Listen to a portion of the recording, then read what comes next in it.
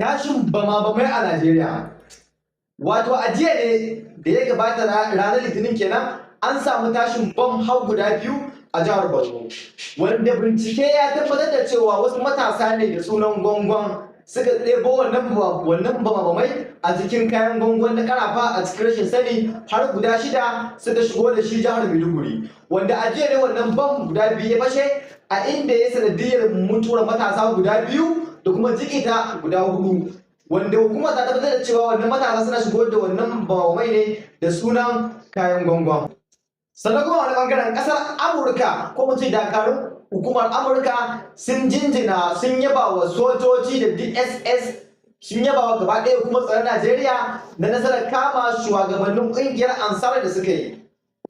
Tun a ranar Asabar da ta gabata ne hukumar Najeriya ta tabbatar da kama wannan jagororin na ƙungiyar Ansar, wanda su ne suka yi ƙaddamar da harin prison na Kuje a shekarar ta 2022, a inda wannan hari ya ba wa masu manyan laifuka na ta'addanci da manyan laifuka a Najeriya damar tserewa. To tabbas wannan babban abin a jinjina musu ne kuma a yaba musu ne. Tabbas dakarun Najeriya ba kuma baya bane ba, kuma zakakurai ne sannan kuma jarumai ne. Sannan kuma idan muka koma ƙasashen ƙetare a labaranmu na duniya kenan.